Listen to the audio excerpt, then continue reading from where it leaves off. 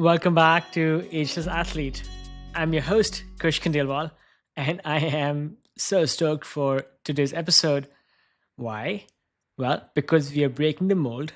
Instead of one or maybe two guests, I am joined by a powerhouse group of five incredible women from the San Francisco Bay Area mountain biking scene.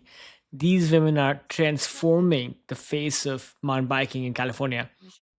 Friends, if you have been with me so far, I am so grateful for you for continuing to tune in.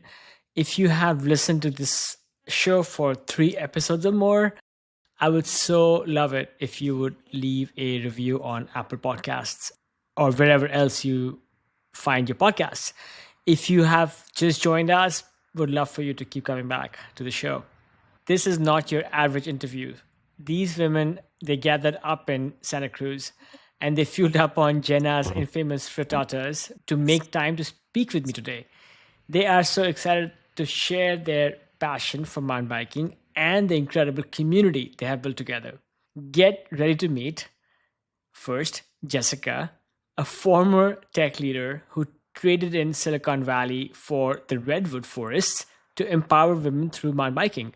She coaches mountain biking teams and she races enduro and downhill. Jessica is a total rock star, and I am so grateful to her for introducing me to the rest of this crew. Jenna, she is a battalion chief with 25 years in a Bay Area fire department. She has been riding for 35 years, coaches for Ninja mountain biking, and even placed in her age group at the Sea Otter Classic. Did I mention she's also a pilot, a rock climber, and an adaptive ski instructor? She's an all around badass. Henri is 70. She didn't start mountain biking until she was 50. Wow. Now she's a certified instructor. She leads rides for Girls Rock and Morka and continues to race enduro. Well, yeah, she proves it's never too late to shred. Lisa is president of Morka. Morka is Monterey Off-Road Cycling Association and a certified instructor who grew up riding dirt bikes and now shares a love for two wheels with countless others. And finally, we have Alexis, who is the president and co-founder of Girls Rock, an organization dedicated to creating a welcoming and supportive space for women in mountain biking. We will dive in to their inspiring stories of transformation, resilience, and breaking down barriers. You will hear of how they navigated cultural expectations, overcame physical setbacks, and discovered the power of female camaraderie on and off the trail. They will explain how they're changing their traditionally male dominated sport by creating supportive spaces for women of all ages and backgrounds to learn, grow, and thrive. They will also share the secrets for staying fit, fueled, and mentally strong, no matter what life throws their way. Plus, we will uncover the magic of organizations like Girls Rock and Morka, shining a light on their dedication to inclusivity and expanding access to this incredible sport. So, well, it doesn't matter if you're a seasoned shredder or just curious about exploring the world of mountain biking. Get ready for a really fun conversation filled with lots of laughs, inspiration, some great stories, and breathtaking scenery. You might even find yourself inspired to hit the trails yourself. Let's roll.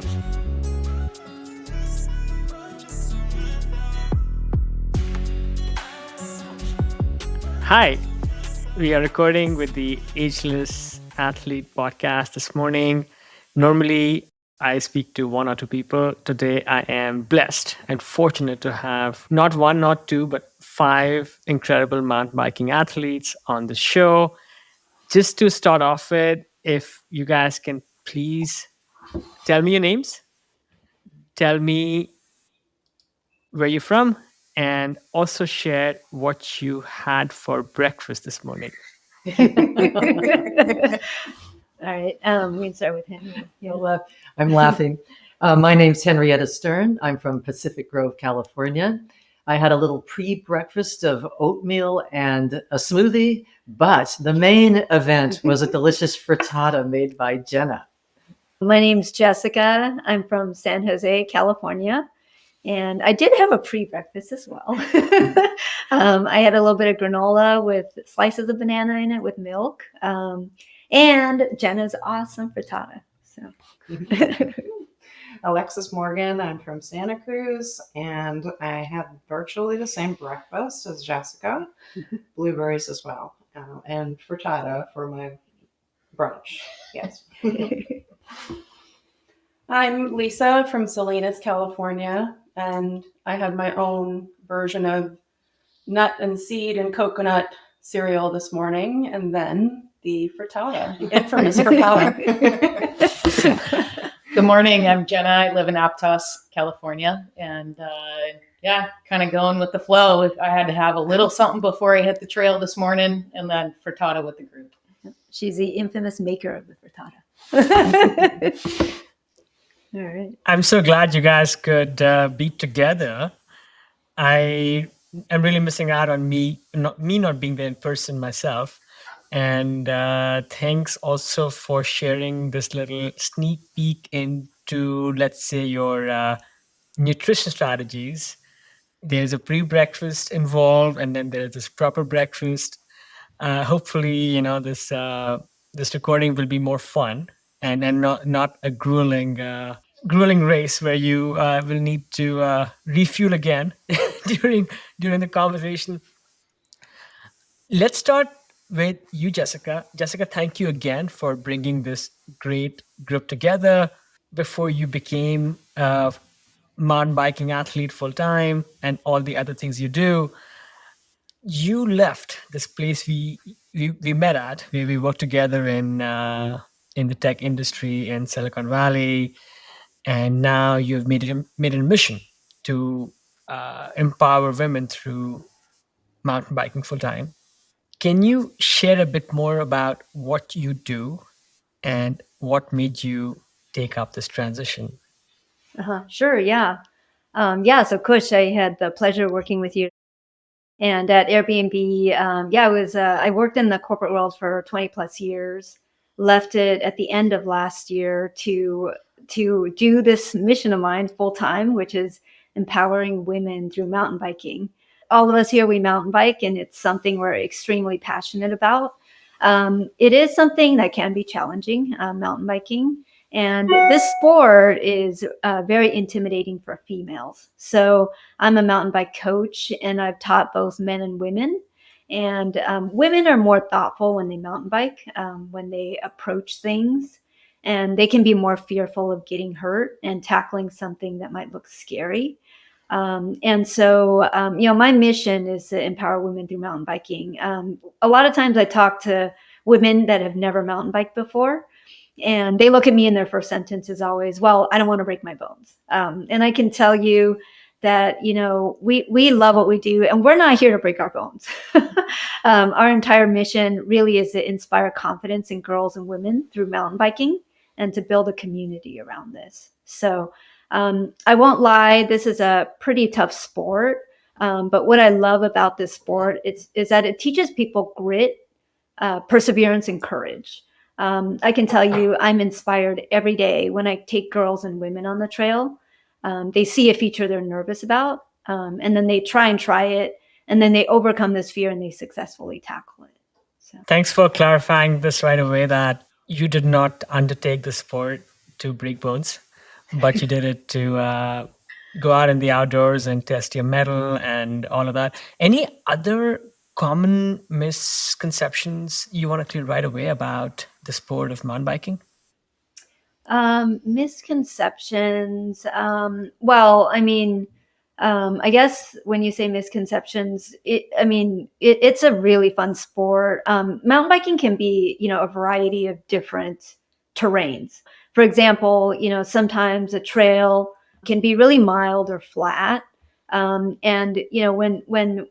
sometimes the terrain can be pretty technical. So, for example, here in Silicon Valley in the Santa Cruz area, we can ride through grassy fields or redwood forests.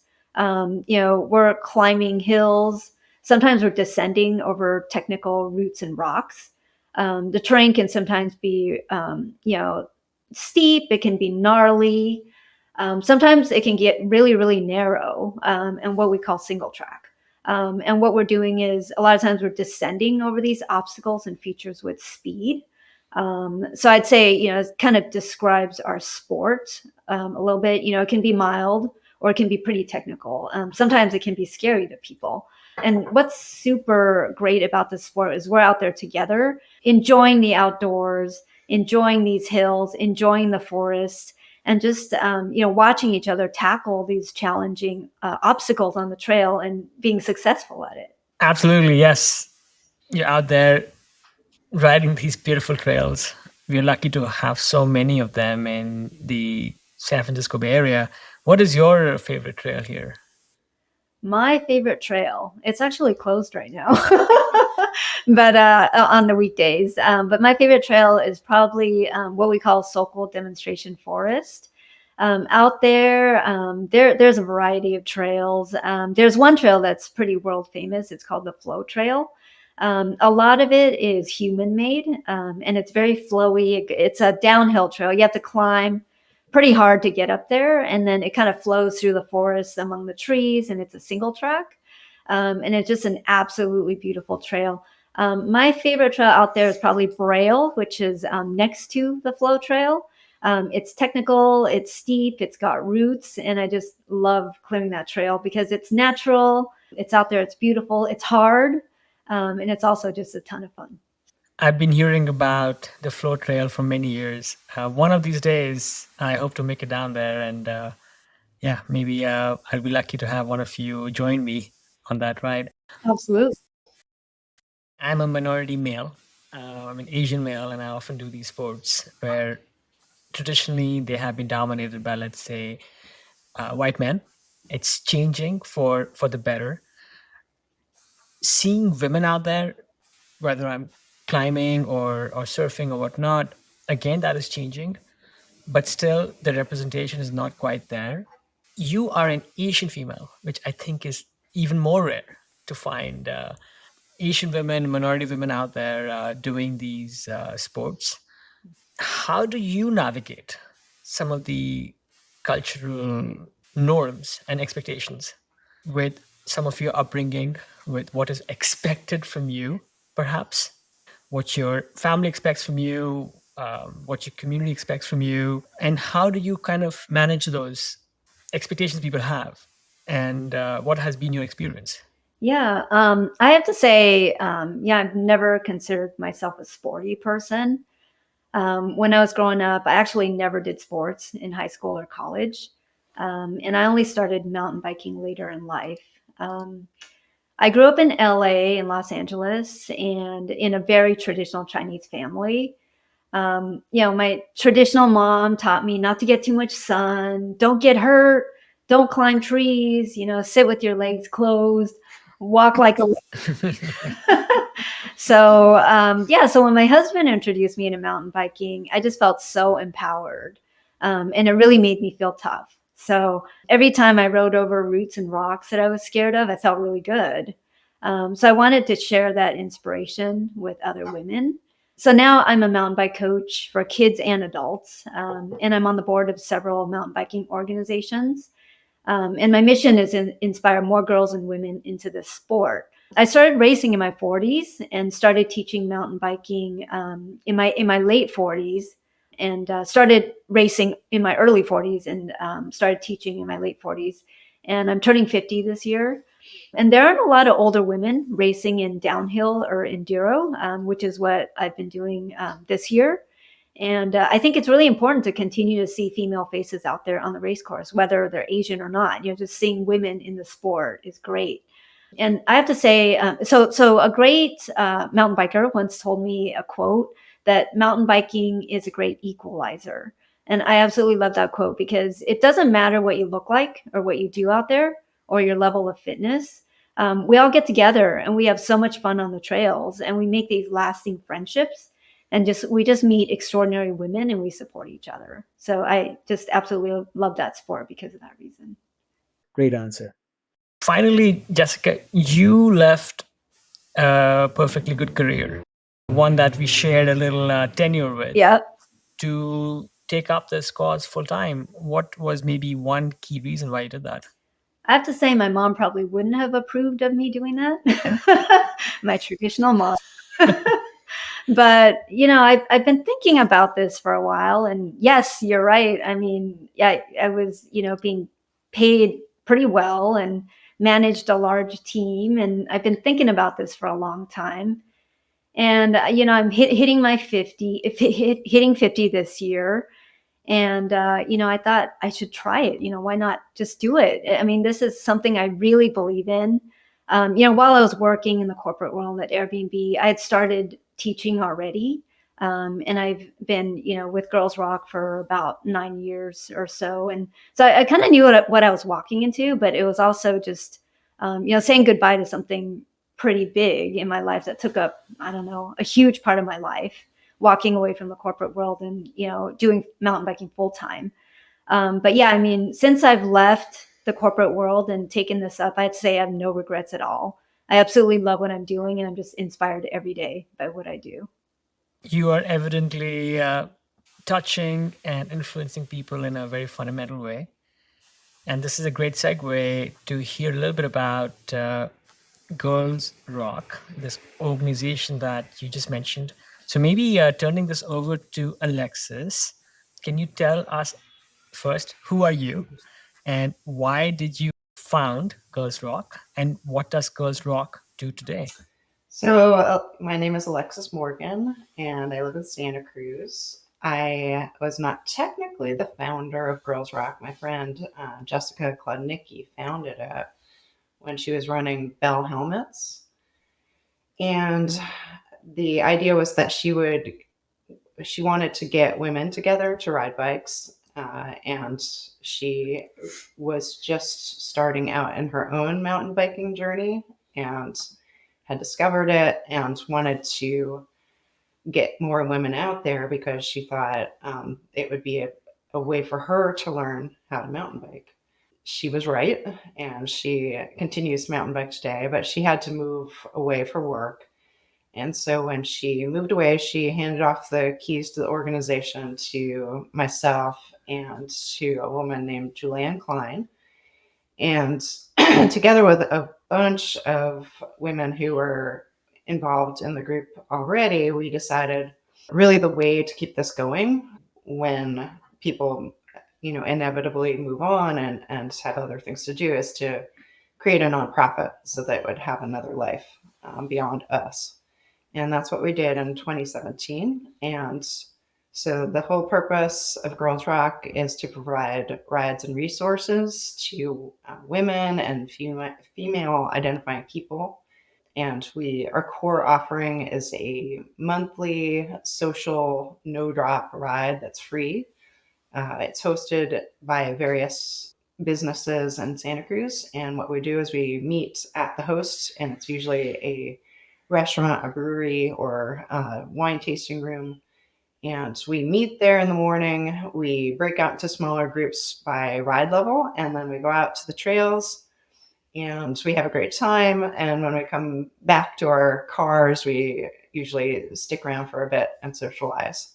So that's what we do. And we've been doing that for 10 years in June. So we're really excited that it keeps going. Well, early congratulations on your upcoming anniversary. Thanks. I was doing a little bit of research this weekend for our chat this morning, and I happened to chance upon this lovely little video of a group of you guys going out for a ride, and the energy and the excitement was contagious. I am wondering if you've had a couple of moments recently where you felt, aha, this is why I do what I do. It could be where perhaps you felt transformed personally, or it could be one of your students or fellow riders go through this big elevating change. Would love for you to share. so many moments where I'm reminded of why we do what we do. I can't even count the number of times I've said to myself, well, that was totally worth it.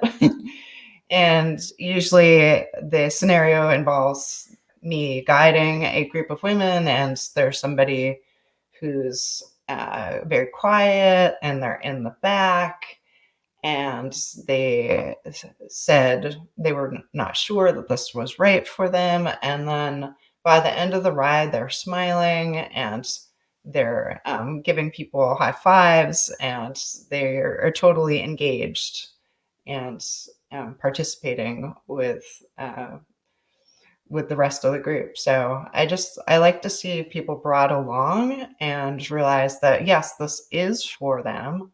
The sport isn't necessarily about getting rad and going fast, being loud and gnarly. It's perfectly fine to just ride off-road in the dirt and enjoy the trees and the blue sky and hear the birds and be that kind of rider too. So Hang on. So can just anybody like show up if they are female identified and they are interested in mountain biking? What is like the like if somebody's listening to this podcast gets inspired, can they just go to your website, sign up for a ride? Do they need to have a mountain bike with them? Do they need to pay something? Like how does a just an average person engage with you? it's completely free to register and show up. We do ask that you bring a mountain bike, but we do point people to area shops and brands that demo bikes. So you don't have to own it, just bring it to the ride and you'll be fine. So your mountain bike, your helmet, and some water, and we provide basically the rest, a guide to make sure that you get home safely, and we'll make sure you have a good time out there on the trails. Sounds very enticing.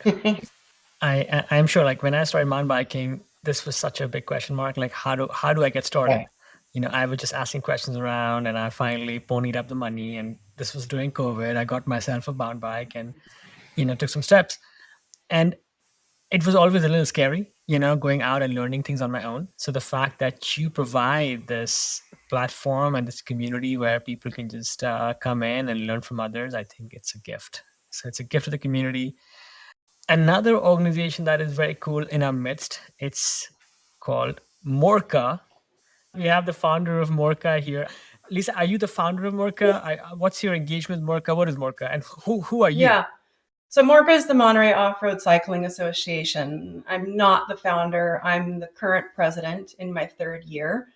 I think I'm the first female president. I'm looking over at Henrietta because she's been on the board for a couple of decades. And the year that I joined, we went to a majority of women at that time on the board. So 4 out of 7. I think we're currently at 3 out of 7. But it changed the dynamics quite a bit in terms of representation. And the organization, it's in Monterey County. And there's probably 3 things that we spend our time on. It's a fully nonprofit, volunteer-led organization. Excuse me. And one of them, this is a culture of mountain biking, is to be community and nature-minded and to give back. So we actually groom, maintain, repair, and create trails with full cooperation and blessing of the land managers. And we represent the mountain biking community in the area when we have the input from them, right, for that. So many, many, many volunteer hours throughout every week go to trail maintenance and trail work. And that's maybe one of the things that I think people who don't mountain bike don't realize, because a lot of times when we're working in trail systems, they're multi-use trail systems like they are in our local area, right? It's for hiking, it's for equestrians, runners, as well as biking. It's all multi-use. And we're not doing it so that just bikes can be on the trail. It's got to be open to everyone on the trail. And so we're also promoting a culture of, like mutually greet people and welcome them. And oftentimes when the land managers want help with trail systems and local stuff, you don't see hiker groups showing up to help that. You don't see equestrian groups showing up to help that. They don't rally around in a community the way mountain bikers will show up and give their blood, sweat, and tears and their free time to maintain trails for everyone to be on. I know Alexis has sore forearms today from working on creating a new trail this past weekend.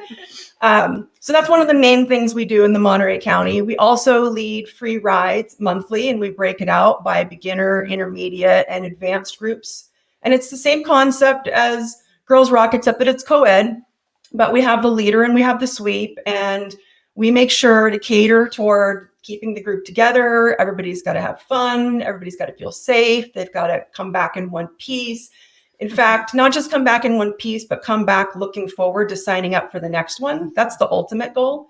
So that's the second thing we focus on. And then the third thing is really on exploring new opportunities for relationships with local land managers so that we can expand access to some of these public lands or even private lands, just based on good reputation and good partnership with land managers and with the community.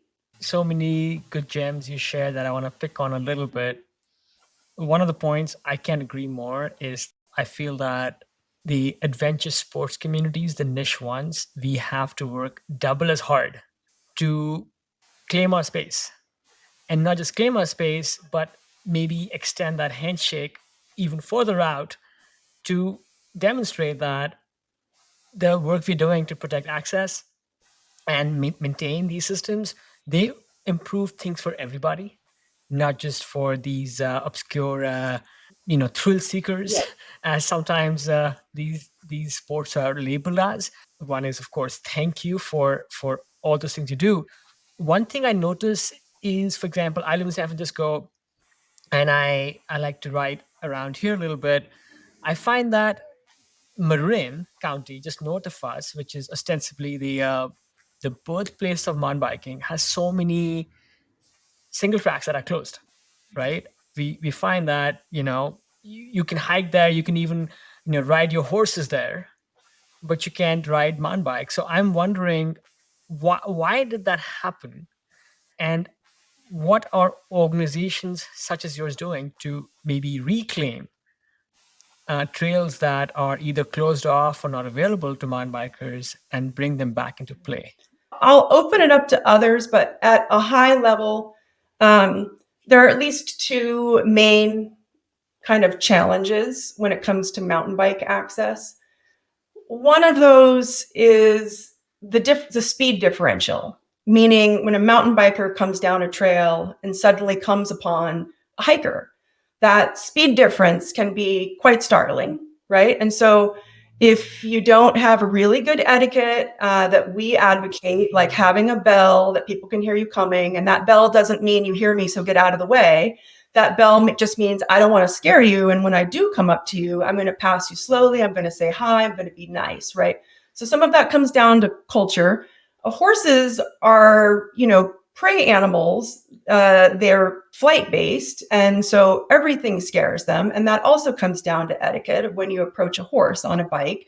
Don't assume that the horse is comfortable with a bicycle, and look to the rider to tell you what to do, right? And so a lot of these organizations like Morca and Girls Rock and many others educate the riding community on how to be a good and responsible partner in the community so that you don't scare and even unintentionally scare or endanger someone else. So that's one thing. And we make a lot of inroads with land managers when we have official policies that we're sharing and socializing and putting out there. And not just that, but we ourselves are ambassadors for.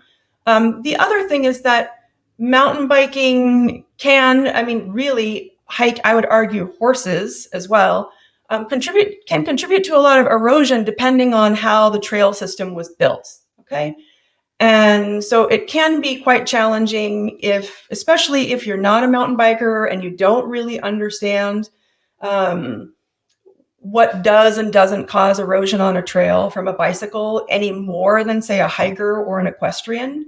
I think mountain bikers or mountain bikes get a bad rap for some of that they don't necessarily cause. So that also comes not with just, hey, we have a bad reputation, let me change your mind. That comes with going and being the first one to reach your hand forward, right? And joining the conservation groups and preservation groups for nature and space and being a part of the solution and, standing out front with that. And I do see mines slowly being changed. I just saw, like the Bureau of Land Management just made a policy where, depending on, the local land manager, e-bikes are allowed, certain classes of e-bikes are allowed, which was something that, was considered both of those challenges. One is the extra potential speed of an e-bike, and also the extra weight of an e-bike potentially causing more erosion, right? A lot of these maybe are misconceptions. They come down to how the rider uses them, how the individual uses them.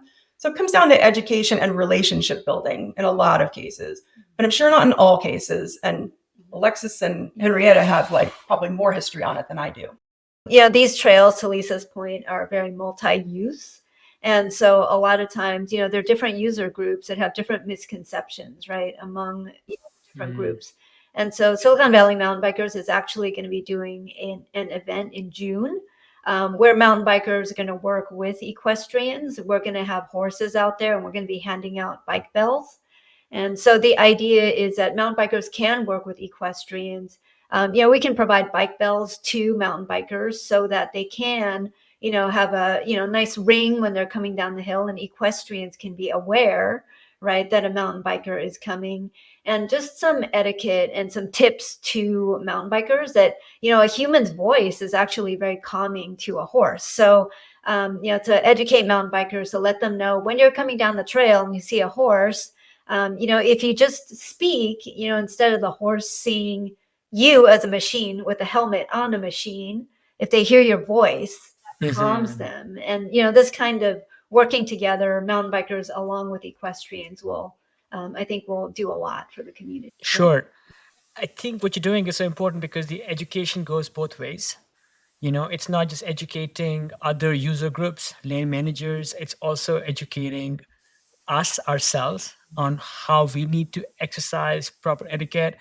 And you're right, horses are skittish. Lisa, going back to you, another thing that I wanted to ask you is something pretty important.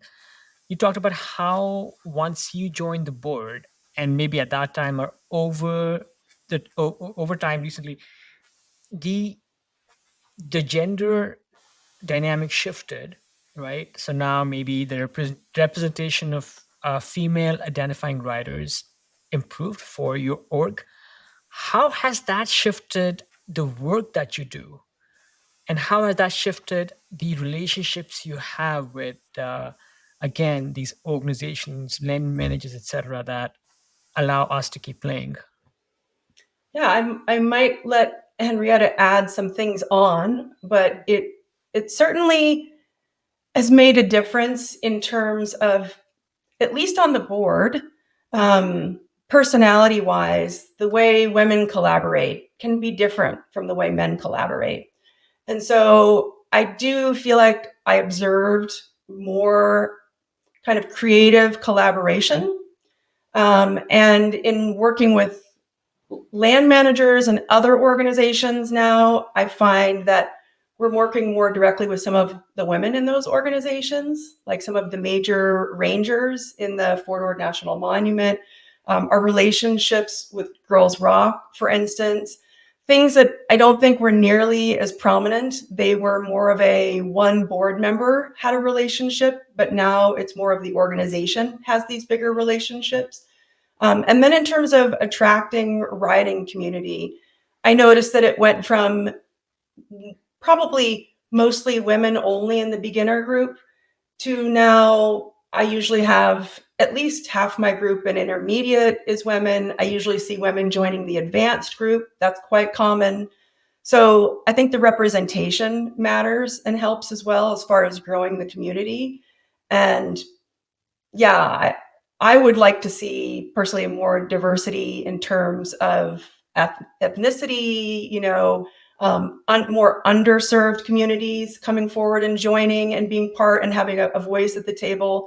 I see that as definitely something that Morka is working on. I know that's something Girls Rock works on, that it matters a lot to have that diversity and inclusion in the community. So I do see a shift in the tides, at least at Morka. I'll just add to that, and kudos to Lisa. She's an excellent project manager as her job. but she's also a wonderful project manager as a board member, and someone who really has enabled us to reach out to certain groups that were a little leery of Morka because of certain personalities are viewed as sort of this male dominated and in a small group of guys sort of in charge. Now she has reached out in a variety of different ways to other groups, some of which are more of people of color, women's groups, that type of thing. So, kudos to Lisa for really changing some of those dynamics. Also, if I might add, just to the other question you asked, Morka, as well as another group I'm involved with called Fort Friends, Fort Ord Recreation Trails Friends. Morka and Fort Friends co-sponsors the Safe Passages program. And that is something that the Bureau of Land Management started, but it encourages people to have good trail etiquette and actually encourages people to view a video of how, whether if you're an equestrian, if you're a mountain biker, if you're a hiker, what are the do's and don'ts on the trail, and encourages a sort of a mindset of mutual respect and consideration. And we co-sponsor this by anyone who takes a little quiz, watches a video and takes a little quiz, has a free opportunity to become part of a monthly drawing where the winner gets a $50 gift certificate to REI. So Morka and Fort Friends co-sponsor that by paying $300 each to the program to have the 12 months of the $50 gift certificates for people who learn about safe passages. So everyone feels safe and secure and having fun on the trails. Henri, thanks for sharing that. We will definitely include information about this program in the show notes for this, so more and more people are made aware and maybe apply for this program. And yeah, I think getting the word out is so important. And the work that you and Lisa and others do, it's evident how powerful that work is in a three-dimensional way. Going back to you, Lisa, switching gears, kind of narrowing down the focus from your work as an advocate and as a community builder to your journey as an athlete. I believe you grew up riding dirt bikes and skateboards. Yes. Yeah, awesome. What I was going to ask is, those are not spaces, where we, again, tend to see women play.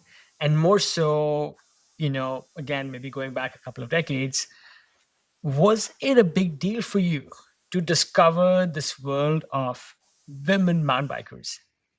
Yeah. So that was a very different moment for me discovering women mountain bikers, because I definitely grew up not ever doing organized sports. They were always solo sports. They were always go out on my skateboard. And I had two brothers that were a year and a half younger than I. And so we were often a trio and riding a lot of dirt bikes, doing a lot of motorcycling. And they were all solo sports.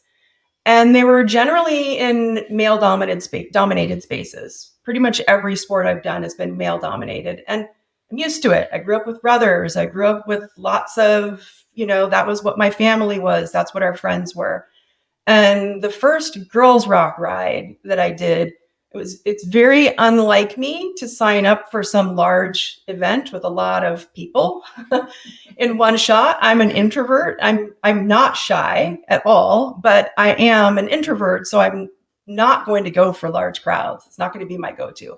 But I really wanted to, how am I going to learn the trail system? How am I going to even know what's out there? And one of the things I'd already learned from Morka rides as just an attendee was I learn a lot just by being around other riders. You learn etiquette that you don't know by just reading or figuring it out online. So when I went to this first girls rock ride, I was like, there's a lot of reasons for me to do this. Let's show up. And yes, it's a very large crowd because it seems like it's more than 100 riders oftentimes when we're there, especially pre-pandemic. And I tend to be quiet and don't open up quickly, but I'm there to ride. And that's what I'm used to doing, right? I'm there to do my sport. And they couldn't help but melt that outer shell on the ride.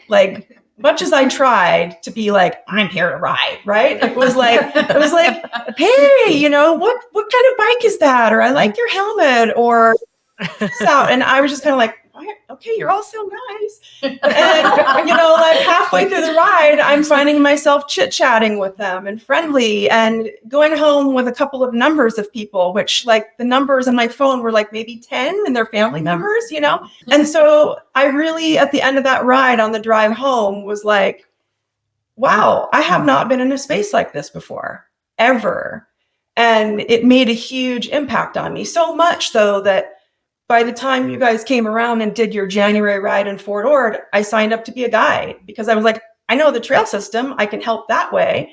And if I could make any difference, have any other women have this same experience where they show up and realize this is supportive, it's uplifting, it's friendly, it's infectious. No matter how grumpy you are, you're probably going to smile. And you're just going to want to come back again. So yeah, I immediately wanted to volunteer and be part of it because that was such a different experience for me. And I just wanted to put in a plug for what Alexis does for these rides. Lisa mentioned, over 100 women or close to 100 women show up for each ride. And these rides are all completely volunteer run. So what that means is, from setup to taking people out on the trails, everybody's a volunteer. And we do this every month.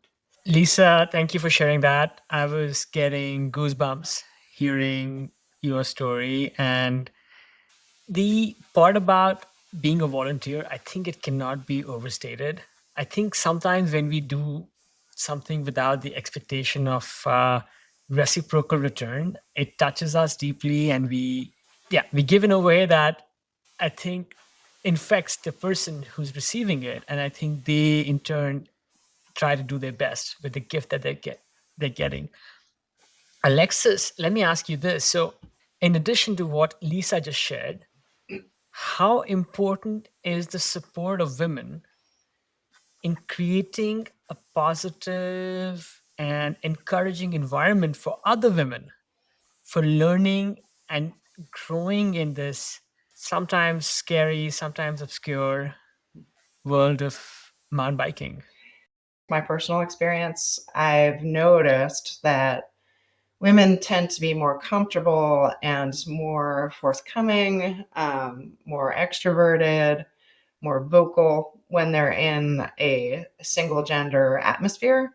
When I was in high school, I decided to go to a girls' school. So I voluntarily did that on my own. And it was a great experience. I observed that the girls seemed more likely to speak up in class, to volunteer to be the one solving the problems in math class, to be presenting in history class, and so on.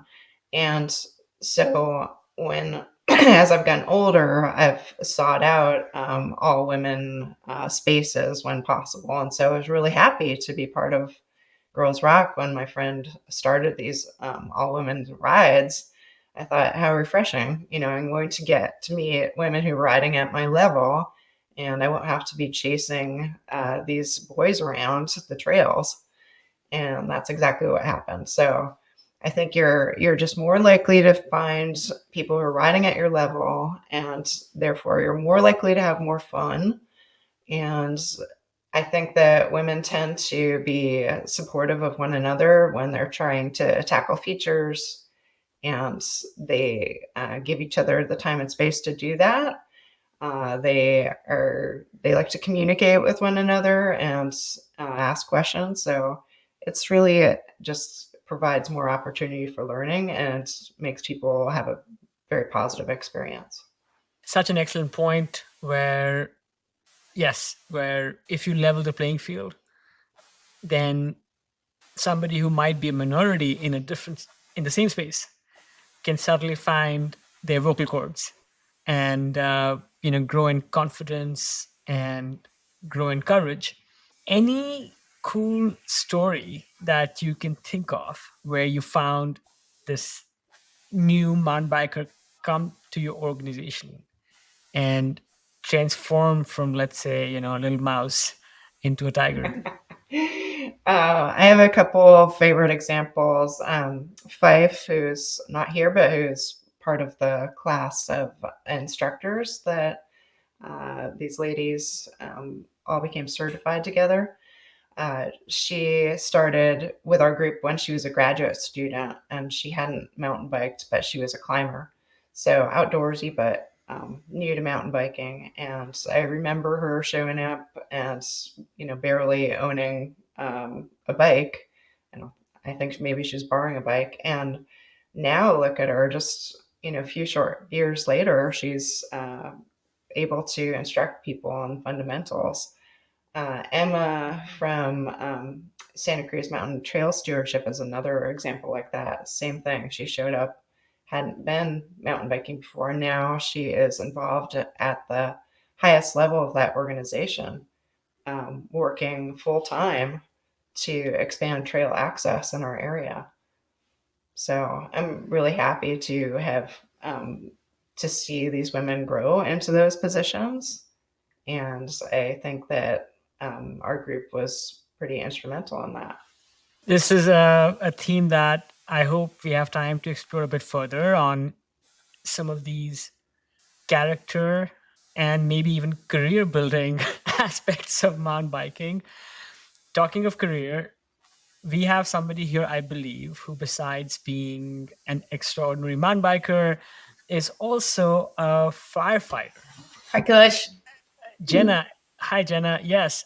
Please tell us who you are and what do you do? I am an avid mountain biker, but I have also spent 24 plus years working in the local Bay Area fire department through all ranks. I started as a firefighter EMT. Shortly thereafter, got a paramedic license, and 6 years later, I became an engineer paramedic. So I was driving the fire engines and trucks. 16 years into my career, I became a fire captain. And then a few years ago, I promoted from captain to battalion chief. So I run the EMS and training division for this fire department. Wow, that is amazing. Are there any parallels between your experience as a firefighter and your passion for mountain biking? I do believe that there's a lot of crossover. Just the perseverance that's required, the determination. For me, I have spent a lot of time teaching and coaching a whole bunch of different things, from rock climbing. I do that too. I know that's one of your favorites. From climbing to adaptive snow sports to field hockey, soccer, and a lot of teaching in fire service. I'm currently run the training division, but in every rank that I was in, I have spent a lot of time teaching those around me. It's part of a passion. I come from a long lineage of teachers. My mom's a teacher, my grandma, my uncle, whatever. So I just ended up with the best of both worlds by having this awesome career in the fire service where I get paid to help people. It's ridiculous. It really is just fortunate to have that honor and privilege. And then it translates into mountain biking. I spent a lot of years riding by myself. It's this thing that I've been doing since I was 14. I've done a lot of other stuff, from Division I field hockey to all those other sports that I mentioned. And then when I moved to Aptos in 2020, I saw that Girls Rock had a bike mechanic trailside clinic going on. And I signed up, and I was so excited because it was COVID, right? So they weren't doing the rides initially, and then they were doing the rides with restrictions, masks, and had to have your vaccination and that kind of stuff. But the first thing that I got to do was the trailside mechanic clinic. And even partway through that day, I realized that I had some things to give there too. So I started helping the lead instructor and, helping to teach some of the other students in the class. Because let's see, if I started when I was 14 and I hit 50 years old last week. So I've been riding for 35 years, and you have a lot of incidents on the trail where necessity is the mother of invention, and you better learn how to fix your chain, and you better figure out how to make a bike go without a derailleur on it. And, some of the fixed flat tires and all the other things. So it's make it happen. Sometimes you just have to make it happen. And that's what firefighters do. We roll around in those big red things, the engine, the truck, and there's a whole bunch of tools on it and medical gear. So I've joked a lot about being a guide with Girls Rock who's always lost, because I don't usually lead. I usually sweep. I'm in the back, and I say that Alexis lets me do it because I have a first aid kit and I have tools and I know how to use them both. I love that answer. And almost a little unexpected in a way, because I did not think about the aspect of being resourceful and knowing how to more than fix your own flat, fix your own bike has in parallel with being able to be resourceful with, with firefighting. I know nothing about firefighting, but I can see that you have to deal with some of the most unexpected of situations, from something maybe as, I don't know, ho hum as rescuing a cat stuck on a tree to to to situations which are, let's say way more serious with human life. And that ability to be ready is such an asset.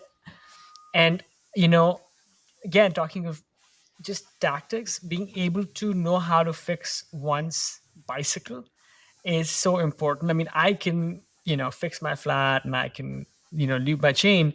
But one of the things that's keeping me from planning this bike packing trip to Guatemala is that I haven't yet learned some of the more involved kinds of things with like repairing brakes and changing chains and, finding things on the side of the road to fix my bike up in the mountains. But anyway, another thing I want to talk to you about is, again, maybe this is because you as an athlete, you are not sitting at a desk like some of us, when you're not on the trails, you are dousing fires. So what have been maybe some of your hard-won strategies to staying fit, to staying healthy, and for being able to stay fueled so you can give your best, whether at work or whether on an epic ride? I will start with food because in the fire service, since you said you don't know anything about the fire department, in fire service, we're kind of a secondary family, and cooking meals is something that has transformed over the years that I've been in. When I started, we often had 2 loaves of bread and 2 bottles of soda and 2 pitchers of juice, and we had oftentimes pretty heavy meals. But in the last 24 years, we've really transitioned. There's water on the table, and sometimes like some of the like LaCroix or we call them work beers because you can't have beer at work. But the like spring licensed waters and some of those kinds of things, electrolytes, much more lean meats and lots of vegetables and that kind of thing. And we do that typically very much as a family. We'll rotate who's cooking, and everybody puts in their money for the meal, and one crew will go to the grocery store and shop together. We often get a question of, why does everybody have to come together? How come you can't just send one? And that's because we'll put our groceries down and run to the rig and respond to a 911 call if one comes in while we're taking care of that task. So we take it pretty seriously, feeding the crews and having adequate nutrition and making sure that we are consuming things that are good for us, that fuel us for the incidents that we run on. And we put out fires, we run medical calls, hazmat incidents, confined space, lots of auto accidents. And you have to be ready to go at any given time. So eating the right things to keep your body and mind ready for that space and place. Actually, on that note, this is a question I would love to kind of pick everybody's brain on if they have had any important lessons to share. So yeah, so the nutrition, the food is good. Any supplements that have helped you or have helped others? And then finally, yeah, any mobility or cross training regimen that you advocate to stay again in good shape? I wouldn't say that I'm necessarily an expert on supplements. I definitely am a big fan of good quality, nutritious food and trying to get the vast majority of my nutrition through that. Exercise, I was very heavily involved in CrossFit for a number of years, and I come in a 5'2" $1.25 package. And it's quite unlikely. And sometimes people even have a hard time believing what they're seeing when I pop off of a fire apparatus in my full gear. They're like, really? this is nuts. This person is pretty compact. And in order to be able to do that, the high intensity, constantly varied functional fitness, and CrossFit is just a brand. There's a lot of different ways to get that kind of thing that moving weight because fire gear is very heavy. When I put on my fire gear, the boots, the structure gear, the helmet, and the SCBA, it's almost 70 pounds of gear. And then you pick up tools and equipment. So chainsaw, rescue saw, or a ladder. Typical chainsaw or rescue saw is approximately 30 pounds. 24-foot extension ladder off of a fire engine is 71 pounds. So you really have to be able to move inside your gear and carry equipment in order to carry out the objectives at any fire scene. You mentioned that I'm not typically at a desk, but I am currently in a position where I'm at a desk. So I have to be a little bit more intentional about my fitness off duty. So the mountain biking is actually really excellent for having the kind of strength and stamina that's needed for the job as well. But I do supplement that with weight training and some rowing on rainy, muddy days here. I can either go to Fort Ord with Lisa, or I can hop on my rowing machine and get some additional strength training, fitness, and then of course the mobility is a really big issue. So my best way of finding that mobility piece is to do a little bit of yoga, and I think we have that in common too. I think that you have, and that definitely is a great way to help the body recover and stretch out and find the mobility that somewhat decreases when you're throwing around heavy weights. Yeah, I, like maybe some of us on the call, I also sit at my desk a lot when I'm doing this podcast. So it's important to be intentional about the cross training and the mobility and any other like high intensity exercises. Moving on to being able to continue doing sports and athletics and stay healthy, I want to ask Henri this question. Henri, you have been an athlete for the greater part of your life, right?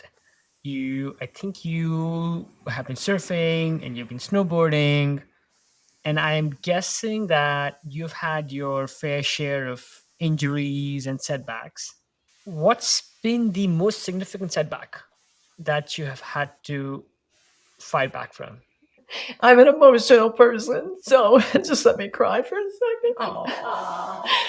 I'm first of all, I'm not a national ranked, even though I did win nationals one year as beginning, but I'm not a national ranked athlete like many of the people who've been on your podcast, but I was a pretty good cross-country racer for several years, and I'd win local races. I'd win the Sea Otter Classic, which is a pretty big regional race. Actually, people come from all over the country. So I was, a very good climber and kind of a scaredy cat going downhill. But I did 1 year in 2010, I won Sea Otter. The next year I was dead last. And I was dead last because I didn't realize that I had been dealing with atrial fibrillation for several months and couldn't quite understand why some weeks I'm just on fire and other weeks I could barely make it up the hill. And it turns out I was carted away in an ambulance at the finish line of that 2011 Sea Otter Classic, not able, with a very irregular heart and passing out and not being able to even get up. There's a funny story. You can edit this out, but I have to say it just because I think these folks will get a laugh. I'm on the ground. We had just taken, meaning many folks in our MORCA group, had taken wilderness first aid. And my one excitable friend is trying to find a pulse to make sure I'm okay. And I can't find a pulse, and I remember laying there and saying, I'm conscious, I'm speaking, do not start CPR. You have to keep that. Anyway.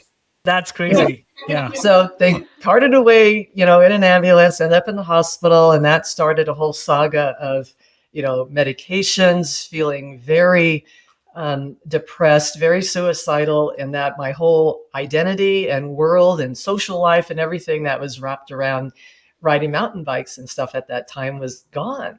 And I remember hearing a guy as they were sort of carting me off in the ambulance saying, oh, her racing career's over. And I remember thinking, no, it isn't. But he was right. It was, at least that type of racing. In many tears, 2 heart surgeries later, coming back slowly. I did start racing again and this was when I was 57. This happened when I was 65. I thought, I can do enduro because at that time I had taken more clinics. I had gotten more proficient going downhill.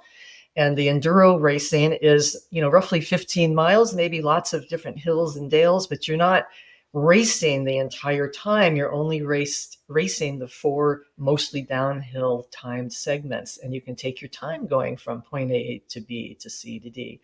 And so I just fell in love with that immediately, especially the second, at least this past year, the second, you have a downhill, the classic downhill course at the Sea Otter Classic, dual slalom, which is built just for those 4 days, and then a few trails at the Fort Ord National Monument are the course, and then a long ride back. But again, you're not racing back, you're just getting back. So that really evolved into doing that ever since I was 65. I don't travel all around the world and the country and whatever to do it. But it also has just opened up such a wonderful world of traveling and going to Downeyville and Mount Huff and Lake Tahoe and all these wonderful places where now I'm a relatively slow climber. I do have to be aware of my heart rate, but I'm a much more proficient downhiller. And it just brings me a tremendous amount of joy to do that. And just this year, to celebrate my 70th birthday, because I volunteer a lot at Sea Otter, I haven't been able to race the dual slalom, but I said I'm not volunteering as much, and I raced the dual slalom, which I just absolutely love and had a lot of fun. And Jenna and I were with that, in that together. We actually had to race for the bronze medal, and she won. What a beautiful and powerful story, Henry. And I was actually also marveling that you were able to share, or you were recounting this medical catastrophe that you went through, and you were smiling and just almost giggling the whole time. I think it just shows your ability to take maybe what has come your way with this level of poise and demeanor. One thing I want to make sure I understand is, you said earlier that you were maybe not as proficient at going downhill. You were maybe better at climbing up hills.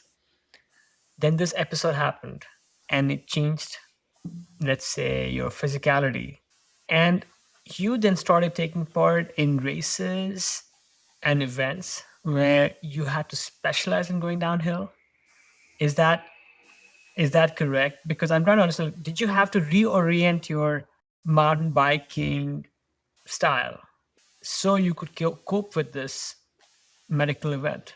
I won't say your question makes it sound like I became this downhill racer, and that's not the case. But I did become a much more proficient downhiller, maybe not racing, but just being able to go in areas such as various places in Utah. For my 65th birthday, a bucket list event was doing the, not the whole enchilada, but the porcupine, what is that called? Right. Porcupine Rim Trail, which has a lot of very technical sections, and it's a big deal.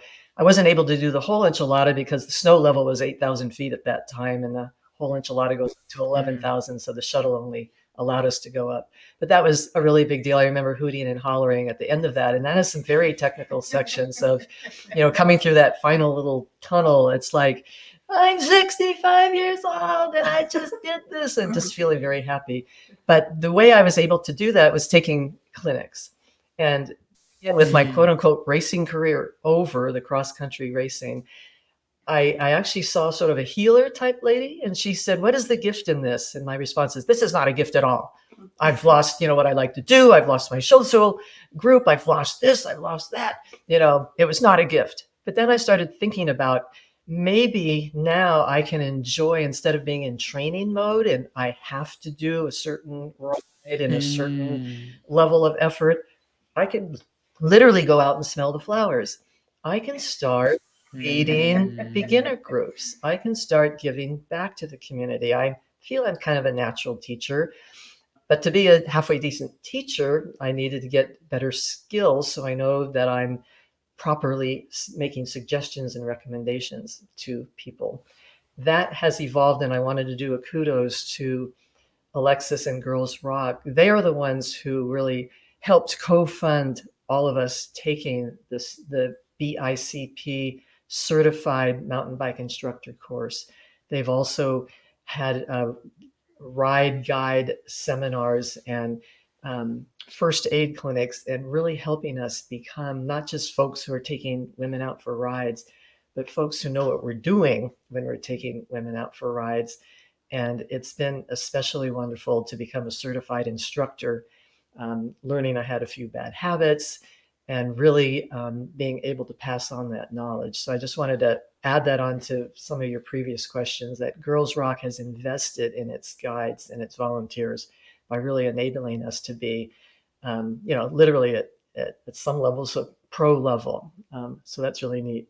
So going back in terms of those challenges, I just had to literally pivot in terms of how am I going to use my mountain biking skills, and how am I going to become a better mountain biker, because I can't just sort of power up the hill the way I used to. I have to have better technique.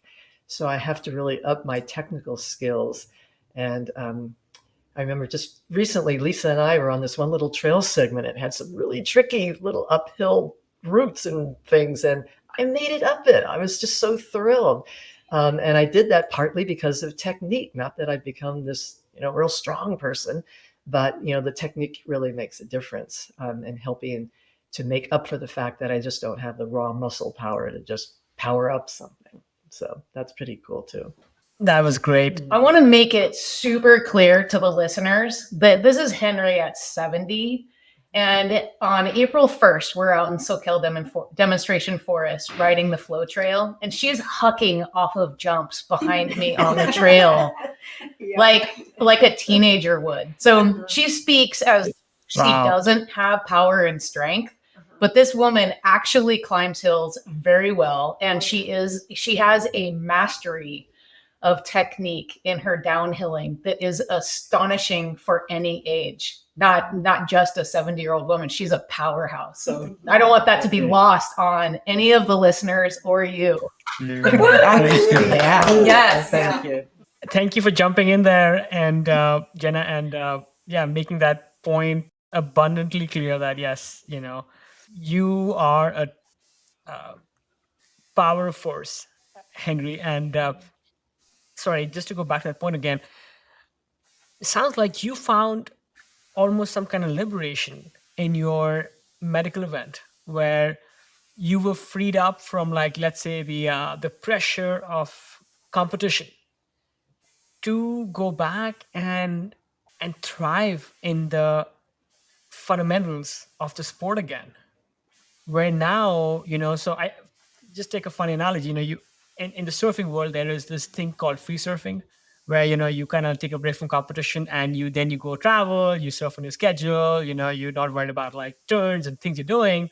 Sounds like that's almost what happened to you. You're like, wait a second, there are all these beautiful places around the world that you want to go mountain bike in, and they suddenly opened up to you. So I'm not going to say that what happened to you was something one would wish upon anybody else, but I think there's like a really strong lesson here, which is sometimes, when like life closes one door, it opens up, another door. What message do you have, Henri, for older women, maybe older men also, who might be hesitant to try mountain biking, or let's say other similar physically demanding and sometimes risk producing activities? Yeah. Probably the most important thing is take a clinic with a knowledgeable instructor, because especially as a beginner and an older beginner, where certain mistakes can break your bones, and you really don't want that. We've been teaching our women's fundamental skills for the last almost year now through Girls Rock and the city of Santa Cruz.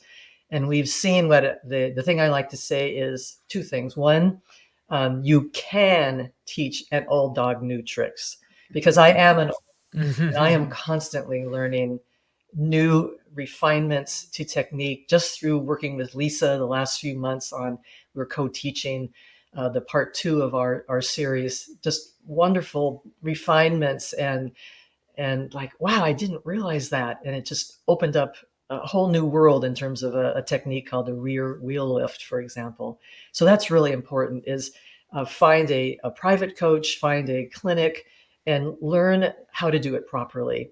The other aspect is from fear to fun. If one does take a clinic and learn it properly, and we've seen this over and over again, I'm thinking of one particular person who was very fearful, took our part one basic fundamental clinics, and just like, oh my God, this is so fun. Why didn't I do this years ago? And she was going through a divorce.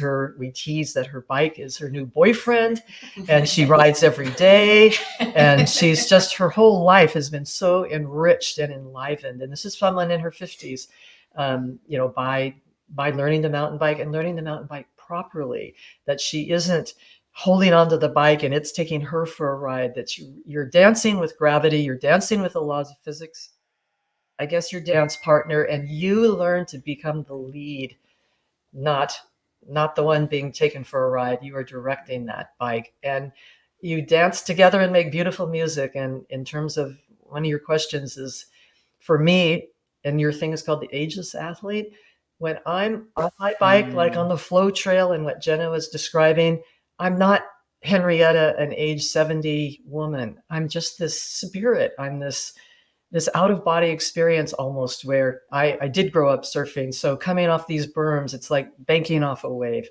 I'm like a little dolphin, going over these spires. I just become a spirit. And it's that feeling that it's worth the 2 hours of climbing to get there, and hot and whatever, to have that out-of-body experience where we're not limited by our identities as, gender and age and whatever. We're just become one with the trail, and it's beautiful. Your words move me the same way they are going to move people listening to you talk. Your metaphors are powerful. And so is your energy and enthusiasm for the sport. We are nearing the end of this conversation. I had one last question, general, to ask you guys. Any of you can take the mic, which is, you guys have been athletes for a long, long time. You have been mountain biking. You've also been doing other sports as well. Whenever you do something for a long time, you hit mental plateaus. I've hit those myself. So any strategies that you have found and learned from that have helped you or have helped others about shake yourself up from those mental plateaus and get back on the trail with the enthusiasm of Henri and the rest of you? Something that I came across when I was in the middle of my grad school program was a program called Mindful Badge, which was a trauma-informed mindfulness program, 48-hour immersion. And prior to going to that, I had been the kid in grad school. I was like, one eye open, like, are you kidding me? This is crazy. Like, why are we wasting all this time? But after going to some place specifically to actually study and learn about mindfulness, I realized how powerful it is, even if it's as short as just taking a few deep breaths before you start something,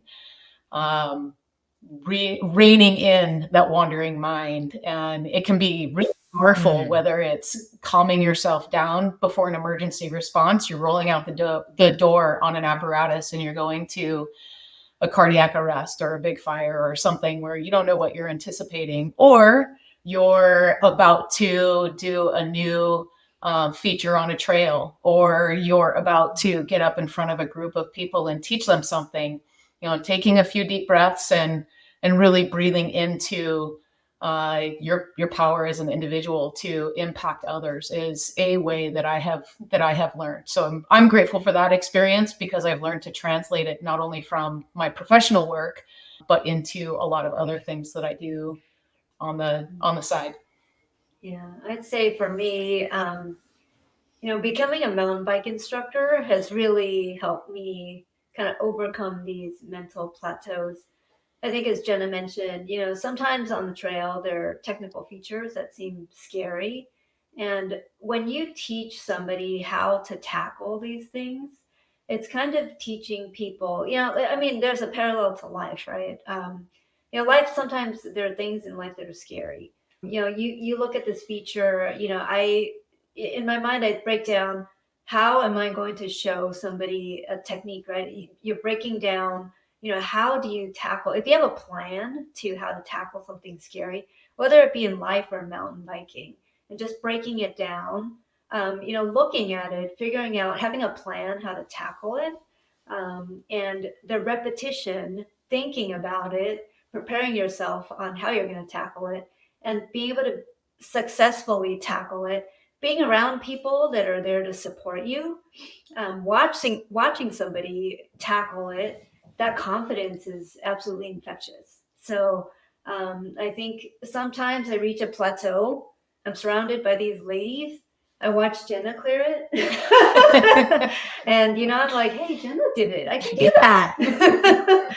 So, I think just surrounding yourself with people who push the envelope helps me push through those mental plateaus. So That makes so much sense. Yeah. Structure, repetition, and then, some good old peer pressure can move mountains or can take you over the mountains, whatever the case might be. Jenna, that point you made about, I think, mindfulness or, like any specific ways you do your breathing exercises. Is it like something like you're following an app and you're doing a certain number of breaths? Are you doing some sort of breath holds, some diaphragmatic exercises there? Like, how do you do that? Like, if somebody was to learn There are some excellent apps out there: Headspace, Insight Timer, Calm. There's a bunch of different things that people can access easily via their smartphone that are very helpful. And for me, my mind is so crazy that guided meditations are really important, and I tend to choose some that are very short, 5 or 10 minutes of a guided meditation. And I probably squeeze it in a few times a week. But if I am even just in an intense or stressful kind of environment or whatever is going on, then a simple like box breath of where you take a nice deep breath in over 4 seconds, hold it for 4 seconds, exhale over 4 seconds, and repeat that. That'll clear the mind and prepare the body well to do a lot of different things. Absolutely. Yes. I do a little bit of meditation myself. And I will admit that I don't always look forward to it, but I always enjoy the headspace it puts me in afterwards. Closing questions, you guys. Mountain biking takes us to these incredible places all over the world. And you guys obviously love the sport and are so good at it. So I have 2 questions, for same questions, but for each of you. First question: what is a dream mountain bike ride you can't wait to go on at some point in the not too distant future? It could be anywhere. The second is one word which captures why you are so obsessed with mountain biking. I will answer the easy low hanging fruit here. I will say it's joy is the one word that captures, and it's the camaraderie and the places we go. I do have a trip planned in August to Mendocino, to a demonstration forest up there that I'm really looking forward to. For me, the word is flow. That embodies what makes me want to get out there and ride my bike. I'm also going on that retreat to Mendocino. It's a multi-day thing where we stay in a rustic cabin and then we ride in the redwoods. So I'm really looking forward to that. And I'd like to ride in Norway. I've been there and I wasn't I was mountain biking, but I did not mountain bike while I was there. And that was a missed opportunity. It looks pretty incredible. I'm an instigator on that trip to Mendocino. So yeah, it's a beautiful, magical place to be and to be riding your bike. And I'd say community is my word, because that mountain biking is amazing. The movement, experiencing the movements in your body and being in that flow state, all of that is amazing. But then being able to talk about it later with your buddies and revel in those moments is the best part. I'd say for me, the word is empowerment. And really, every ride with these ladies is a dream ride. It really is. So I can't think of anything else. I was going to say flow, but oh no, No. great minds think alike. So how about freedom or free flow as a hybrid of the two? Because that's really how I feel.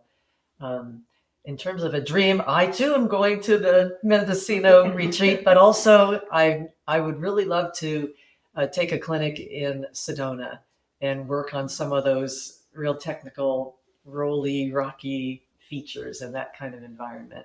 I've been there twice, but only for like a couple hours in the morning. And so I'd really love to do more of a weekend type thing and experience that environment.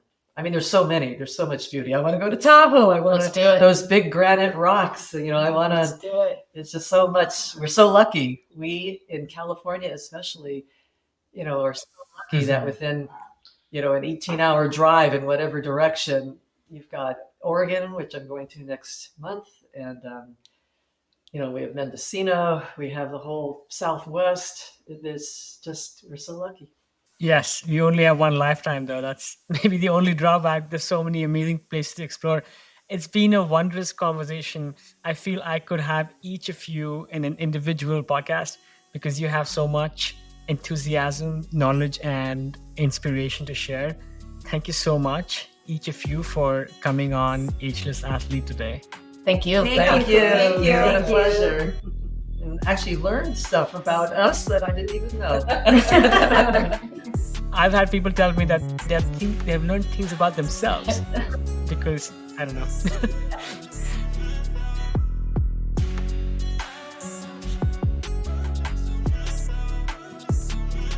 Wow, I am still feeling the goosebumps from this chat. The energy and passion these women have for mountain biking and for each other, it is so contagious. I was particularly moved by Henrietta's story of overcoming a life-altering medical event to rediscover her love for riding in a whole new way. Her perspective on finding liberation and joy after setback is such a powerful reminder that it is really never too late to redefine what is possible indeed. And I think we can all learn something from all of their unwavering dedication to empowering women through mountain biking, breaking down cultural norms, and creating a supportive community where everyone feels welcome and inspired. I hope you're feeling as stoked as I am to hit the trails after hearing these powerful stories. Remember to check out the show notes for the links to Girls Rock, Morka, and all the other organizations mentioned today. Thanks again for listening in to this episode of Ageless Athlete. A huge thank you to Jessica, Jenna, Henrietta, Lisa, and Alexis for sharing their stories, their wisdom, and their infectious enthusiasm for recreating in the beautiful wild outdoors through mountain biking. Until next time, keep exploring, keep pushing your limits, and keep chasing those joyful moments on and off the trail. Stay ageless, my friends.